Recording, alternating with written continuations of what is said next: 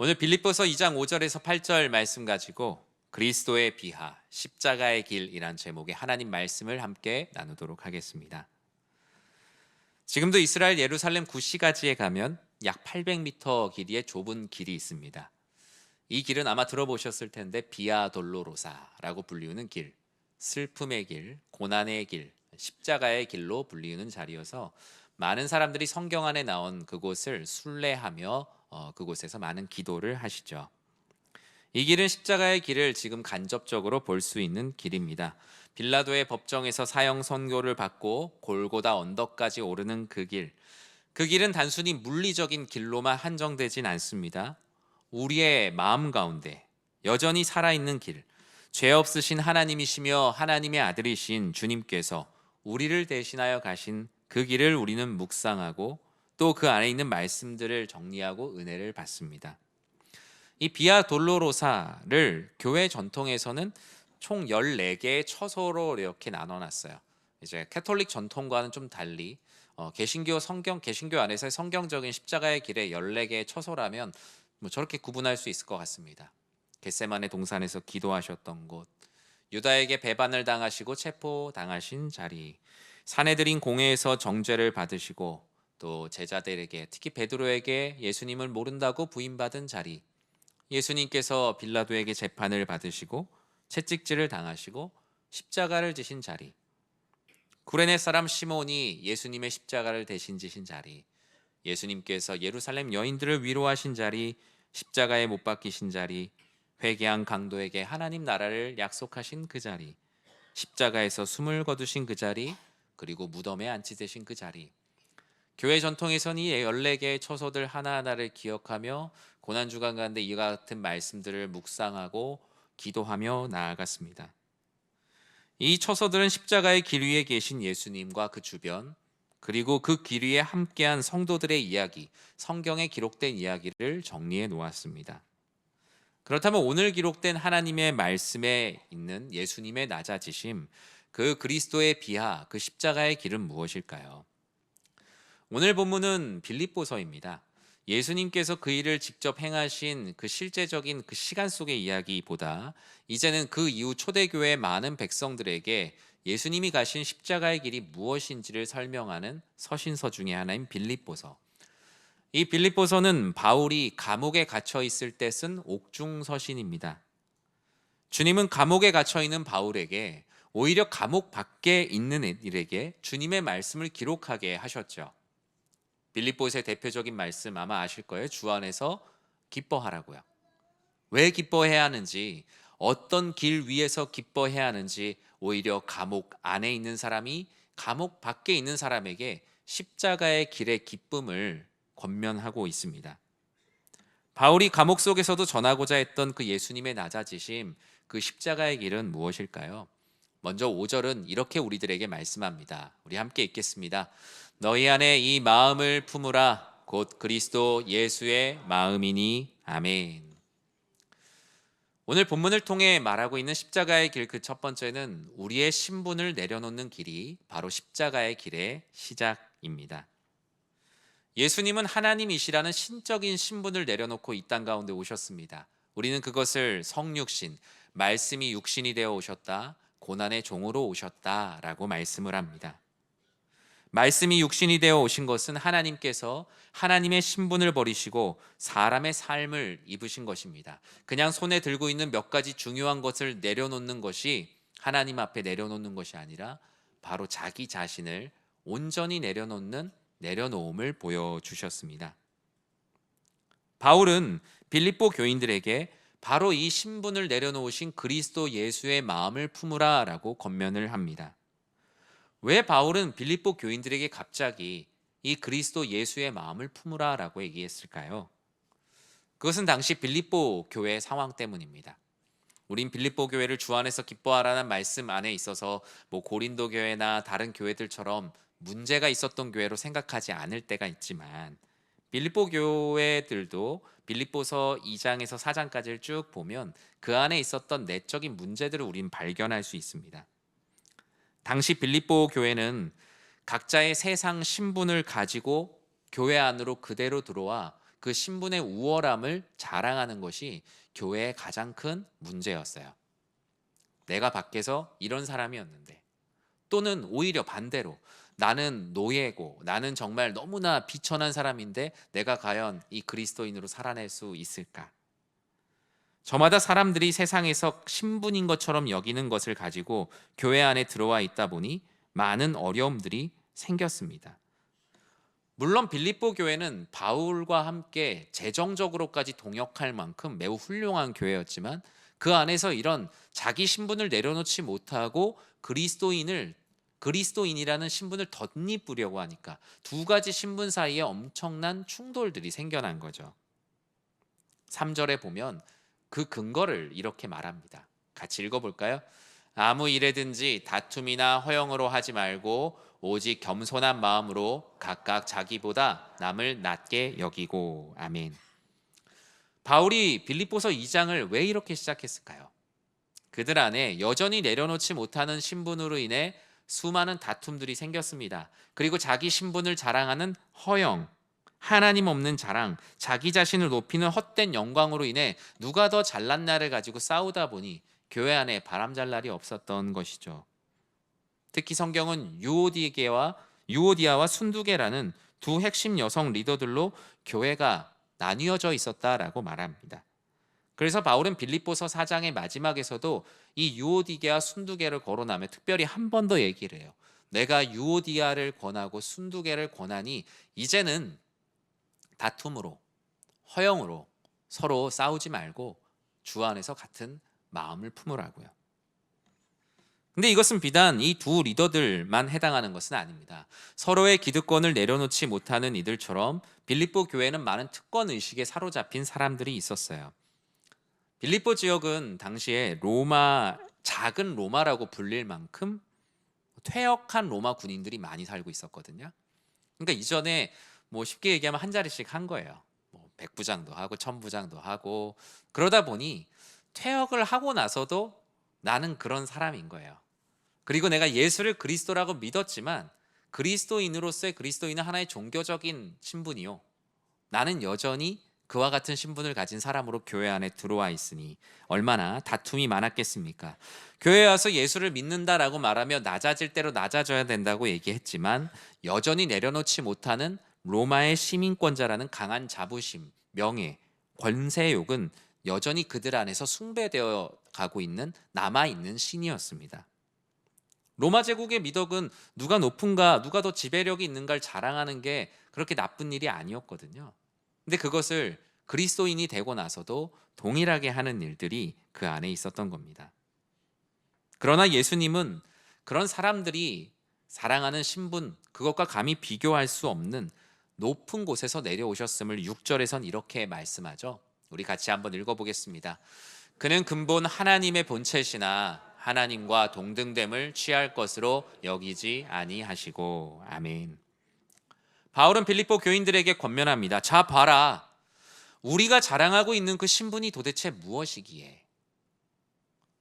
하나님이시라는 신적 신분을 가진 그 예수님은 하나님의 본체시나 동등됨을 취할 것으로 여기지 아니하셨는데, 우리가 어찌 인간의 어쭙지 않은 신분과 지위를 교회 공동체 안에서 이 세상 가운데서 자랑하며 다툼과 허영으로 살아가겠느냐? 사랑하는 성도 여러분, 십자가의 길은 신분 아닌 신분인 것처럼 위장한 모든 것들을 내려놓는 것들로부터 시작합니다. 이 땅에서 얻는 모든 것들은요, 우리의 신분이 될 수는 없어요. 수능에서 1등급을 맞았다고 해도 그 1등급은 그 시험에 유효한 것이지 나의 신분이 될 수는 없어요.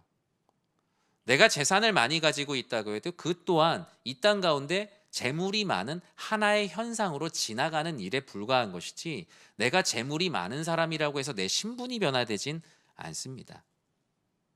내가 이 사회에서 사회적 지위를 가지고 있고 많은 것들을 누리고 있다고 할지라도 성경은 우리의 신분을 오직 하나로 말합니다. 죄인이었다가 예수를 그리스도로 믿은 그리스도인, 하늘 시민. 우리의 신분은 십자가의 길 위에서 오직 이것 하나뿐이라는 것을 여러분 꼭 기억하시고 신뢰하시기 바랍니다. 그래서 이 땅 가운데서 신분이 아닌 다른 신분들, 신분 같지 않은 것들을 얻지 못했다라고 애통하지 마십시오. 우리의 신분은 오직 하늘 시민권이라는 십자가의 길에서 놓인 그 신분 하나뿐입니다. 사람들의 위치, 체면, 자존심, 내가 옳다는 것에서 내려오는 것이야말로 십자가의 길의 시작이라고 바울은 말하고 있기 때문입니다. 7절은 내려오는 것뿐만 아니라 우리의 삶의 방향의 전격적 변화를 말하고 있어요. 7절을 같이 한번 읽어보겠습니다. 오히려 자기를 비워 종의 형체를 가지사 사람들과 같이 되셨고. 아멘. 이 십자가의 길을 걷는다라는 것은 삶의 방향을 바꾸는 일입니다. 사람들은 저마다의 자기 길을 갑니다. 그런데 그 모든 길은 아무리 포장하고 포장해도 결국 자기 자신을 채우는 길입니다. 신학적으로 죄인이 걷는 길은 자기 중심의 길이요, 예수를 그리스도로 만나는 순간 인생의 길에 처음으로 교차로를 만나게 된다라고 말해요. 그냥 내가 원하는 길만 쭉 있다가 갑자기 한 번도 보지 못한 교차로를 만나는 시점이 바로 십자가에 달리신 그리스도 예수를 만나는 시간입니다. 그래서 십자가의 영어 단어 크로스라는 것은 우리의 어떤 영적인 삶의 변환점인 크로스, 즉 교차로를 만나는 시간이기도 해요. 십자가의 길은 자기 중심으로 가득한 길에서 이제는 자기를 비워 종의 형체를 가지신 예수의 길로 교차되는 시간이 바로 십자가의 길입니다. 예수가 없는 길을 걷는 사람은 아무리 그 길을 윤리적으로, 이타적으로 세련되게 표현한다고 해도 결국 자기 중심의 길이라고 성경은 말합니다. 나를 채우는 길이에요. 타락한 인간의 본성의 길은 결국 자기 안으로 굽게 되어 있어요. 내 이름, 내 안락함, 내 자존심, 내 소유를 채우기 위해 심지어 주님이 주시는 복을 이용하기도 하는 것이 죄인인 우리들의 모습입니다. 뭔가 타인을 위해 사는 것처럼 포장하고 포장해도 결국 나라는 신을 우상하는 우상 숭배의 길에서 인간은 그리스도 예수가 없이는 한순간도 그 길을 찾을 수가 없습니다. 주님이 없는 그 길은 밑빠진 독과 같아서 아무리 우리가 채우고 채워도 결코 만족함이 없는 갈증이 가득한 길이 예수 십자가를 만나기 전의 길입니다. 이 갈증의 길에서 우리의 삶의 방향을 바꿔주시겠다고 하신 분이 바로 우리를 구원하시는 예수님입니다. 주님께서 목마른 자들아 다 내게로 오라. 내가 너희를 쉬게 하리라. 내가 너희를 그 갈증으로부터 구원하리라.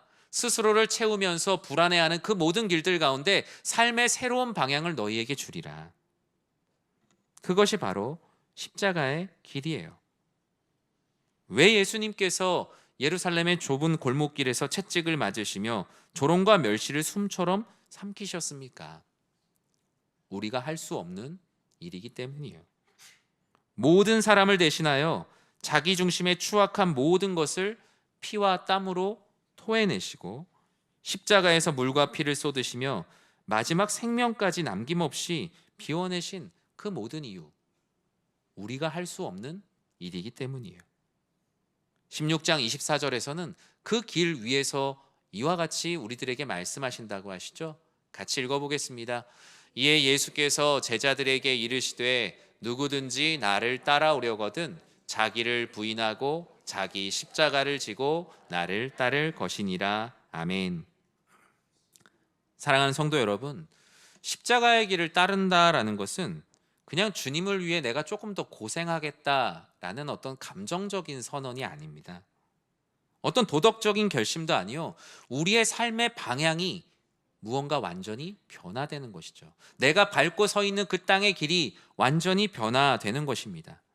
세상 속에서 나를 채우기 위한 길은 여전히 잘 가면서 마치 그 십자가를 보드 삼아 발로 타고 빨리 가는 길이 아니라, 더 잘 가게, 더 편하게, 더 멀리 가게 하기 위한 것이 아니라 나를 채우는 길에서 과감하게 내려타는 그 환승의 역사가 바로 십자가의 길 위에서 일어나는 거예요.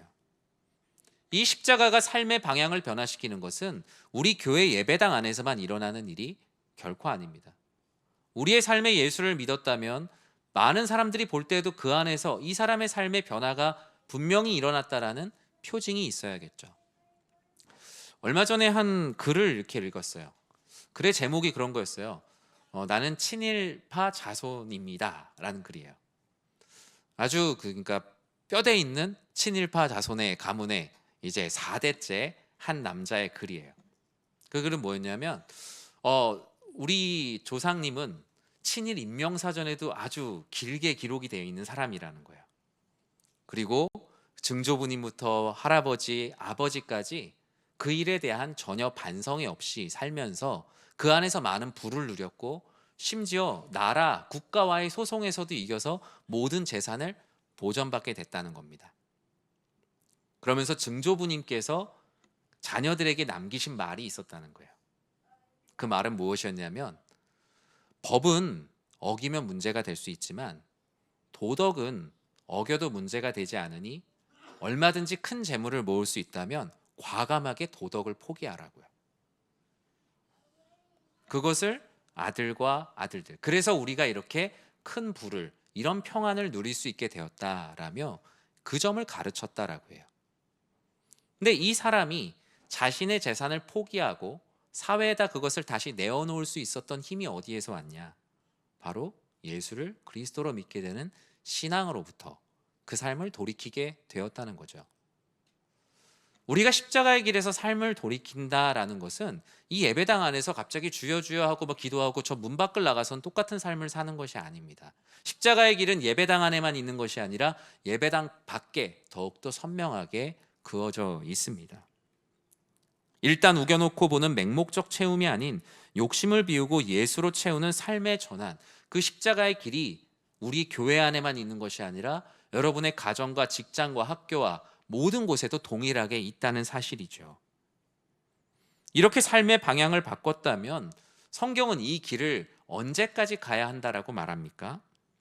8절은 이렇게 예수님의 모습을 통해 그 길이 언제까지인지를 우리에게 말씀합니다. 함께 읽겠습니다.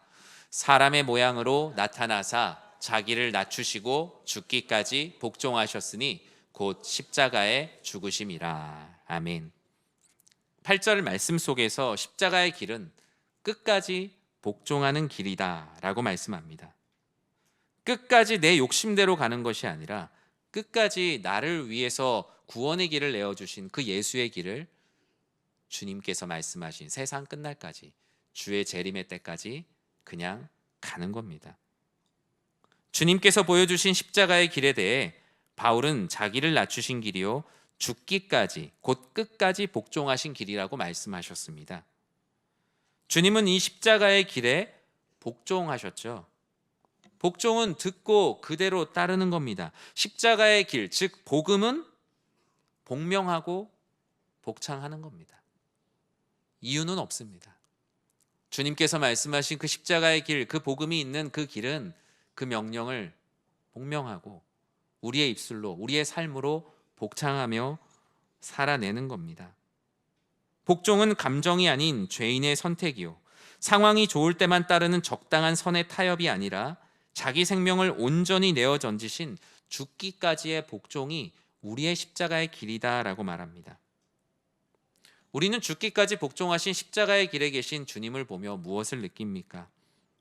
우리는 입술로는 순종을 말하지만 언제나 내가 늘 정해놓은 여러분 안에 신앙의 마지노선, 신앙의 한계선이 있지 않으십니까? 여기까지만 내가 순종해야지라는 저마다의 한계선이 분명히 그어져 있지 않습니까? 주님, 제가 주님께 예배는 드릴 테니 나머지 제 인생은 제가 주인으로 살 수 있도록 내버려 두십시오라며 주인된 선을 긋고 살아가고 있지는 않습니까? 제가 주님 예배는 드리고 헌금 생활도 하니 제 재물이나 자존심, 자녀들의 진로 문제, 직장과 사업만큼은 제 맘대로 하게 내버려 두십시오라며 주인된 선을 그으며 살아가고 있지는 않습니까? 그러나 주님이 걸어가신 우리를 향한 십자가의 길에는 그 한계선이 없습니다. 주님이 우리를 사랑하신 길에는 그 한계가 없어요. 그래서 우리는 주님의 끝없는 사랑, 무한하신 사랑, 영원하신 사랑이라고 그 사랑을 찬양하지 않습니까? 우리의 사랑은 형제간에도 배우자에도 자녀들에게도 내 안에 선이 있어요. 그러나 나를 사랑하사 우리를 구원하신 그 주님의 사랑, 죽기까지 복종하신 그 십자가의 사랑엔 그 선이 없는 겁니다. 우리는 그럼 과연 이 선 없는 사랑을 할 수 있을까? 할 수가 없죠. 우리는 그렇게 못 삽니다. 그러나 그렇게 살아내신 그분을 나의 주님으로 믿는다면 우리는 그렇게 살 수 있습니다. 나 혼자 사는 게 아니라 주님이 나와 동행하시기 때문에 우리는 살 수 있는 겁니다. 우리의 한계를 명확히 인정하고 한계 없는 길, 십자가의 길을 가신 낮은 길을 따르는 하나님을 따라가는 사람들이 되는 것이야말로 바로 십자가의 길을 걷는 사람들입니다. 말씀을 요약하면 이렇죠. 십자가의 길을 걷는다는 건 먼저 신분이 아닌 것들을 신분처럼 여기는 것들을 내려놓는 겁니다. 여러분, 우리가 신앙생활하는 순간 우리의 가장 큰 신분, 유일한 신분은 오직 예수를 그리스도로 믿는 그리스도인이라는 신분입니다. 내 삶이 남들이 볼 때 초라하고 부끄럽고 실패한 것 같고 연약한 인생이라 할지라도 그리스도인이라는 신분이 있는 순간 우리는 모든 것을 얻은 사람들임을 꼭 믿으시기 바랍니다. 반대로 내가 세상에서 자랑할 수많은 것들이 있다 할지라도 그리스도인이라는 신분과 비교할 수 있는 것은 감이 없지요. 만약에 이 안에서도 내가 여전히 자랑하고자 하는 것들이 있다면 결국 그것이 다툼이 되고 그것이 분열이 되고 그것이 나의 허영이 된다라고 성경은 말씀하고 있습니다. 그리고 이 십자가의 길에서 삶의 방향이 변해야 합니다. 저는 우리 사랑하는 성도님들이 교회 안에서 잘 훈련된 교인으로 끝나길 원하지 않습니다. 예전에 어떤 목사님이 설교를 하시면서 그런 얘기를 하더라고요. 교회 안에서만 충성을 잘하는 교인을 길러내는 건 마치 말을 잘 듣는, 이런 표현 죄송하지만 애완견을 기르는 거라는 거예요. 반려견. 문 밖에 나가면 짖지도 못하는 반려견을 만드는 거라는 거예요. 그런데 정말 중요한 것은 무엇입니까? 교회 밖에 나가서 그리스도인으로 살아갈 수 있는 영적인 야성을 교회가 키워주는 것이죠. 교회 안에서 잘 훈련된 교인으로 끝나는 것이 십자가의 길이 아니라 저 문 밖에 나가서 예수는 그리스도라고 살아낼 수 있는 그 삶, 그 방향이 바뀌는 그 삶의 경험이 바로 우리들에게 필요합니다. 그리고 무엇보다 내가 가고 싶을 때는 가고 내가 가기 싫을 때는 가지 않는, 마치 차선을 이리저리 넘나드는 그런 십자가의 길을 사는 것이 아니라 한 번 믿음으로 주님께서 초대하시고 들어섰다면 비가 오든 바람이 불든 교회에서 나에게 상처 주는 말을 하는 지체가 있든 내 삶에서 어떤 일이 일어나든 묵묵히 죽기까지 복종하신 그리스도 예수를 기억하며 신앙생활하는 것, 그냥 끝까지 가는 것, 그것이 바로 십자가의 길입니다. 세상을 사랑하여 떠난 대마가 돼서는 안 되겠죠. 사랑하는 성도 여러분, 이곳에 있는 여러분 예수를 그리스도로 믿은 성도라면 그냥 끝까지 가는 겁니다. 내 삶에 얼마나 많은 굴곡이 있으시겠습니까? 사람으로 인해 실망할 일들도 있으며 교회 공동체에게 실망하고 원망할 때도 얼마나 많이 있겠습니까? 하지만 십자가의 길은 죽기까지 복종하신 그리스도 예수, 그 표대를 향하여 그냥 가는 겁니다. 그것을 바로 성경은 믿음이라고 말합니다. 말씀을 맺습니다. 2000년 전 예수님께서 피 흘려 가신 비아 돌로로사 그 800m 남짓의 그 길은 그 이스라엘 예루살렘에만 있는 길이 아닙니다. 바로 우리의 마음, 우리의 삶, 우리의 가정, 우리의 직장, 우리가 밟는 모든 곳엔 그 십자가의 길이 있습니다. 우리는 여전히 세상의 방식대로 끊임없이 나를 채우려는 유혹 속에 있습니다.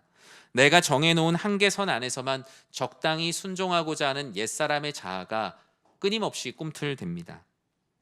하지만 주님은 오늘 말씀을 통해 철저한 자기 부인과 복종의 자리로 우리를 초대하셨는데 오히려 그곳에 행복이 있다, 인생의 가장 큰 기쁨이 있다라고 우리를 십자가의 길로 초대하십니다. 여러분, 이제 우리는 곧 고난주간을 맞이합니다. 한국 교회는 유난히 고난을 강조합니다. 그러나 고난주간의 핵심은 고난이 아니고요. 여러분 외우십시오. 고난주간의 핵심은 위대함에 있습니다. 이 한국 교회가 유난히 고난을 강조하는 거지, 고난주간의 핵심은 어떻게 우리를 위해 말씀이 육신이 되어 오셨고 친히 고난을 당하시고 십자가의 길을 가셨는가, 그분이 어떻게 이렇게 위대한 일을 행하셨는가라는 하나님의 위대하심에 초점을 맞추는 것이 고난주간입니다. 하던 일들 갑자기 막 안 하고 텔레비전 보던 거 갑자기 막 끄고 이런 게 고난주간이 아니고, 하나님이 나를 구원하신 그 십자가의 길의 위대함을 깨닫고 기뻐 춤추며 찬양하고 하나님께 영광 올려드리는 것, 예전에 어떤 교회는 고난주간에 이빨도 보이지 말라고 그랬어요. 웃지 말라고. 그렇지 않아요. 고난주간은 하나님의 위대하심에 초점을 맞추고 나를 구원하신 그 십자가 사랑에 감사하며 감격하며 박수치며 두 손 들어 찬양하는 시간이 고난주간이지, 여러분 갑자기 미간을 찌푸리면서 고개 숙이고 다니실 일이 없습니다. 고난주간은 그런 거예요. 여러분의 자녀에게, 형제에게 그렇게 가르치십시오. 우리가 걸어야 할 십자가의 길은 교회 안에만 있지 않습니다. 교회 안에만 십자가의 길을 내지 마시고 나의 인생과 가정과 일터 모든 곳에 그 길을 내십시오. 우리의 얄팍한 의지와 힘과 지혜로는 절대로 갈 수 없으니 이 길을 갈 수 있다라고 하신 그리스도 예수를 의지하여 이 길을 가십시오. 그리고 옆에 있는 우리 동역자들과 함께 그 길을 가십시오. 그러면 주님께서 착하고 충성된 종이라 하시며 우리와 동행하시며 날마다 지혜와 권능을 더하여 주실 것입니다. 우리 요한복음 14장 6절 말씀을 읽고 말씀을 맺도록 하겠습니다. 함께 읽겠습니다. 예수께서 이르시되 내가 곧 길이요 진리요 생명이니 나로 말미암지 않고는 아버지께로 올 자가 없느니라. 아멘.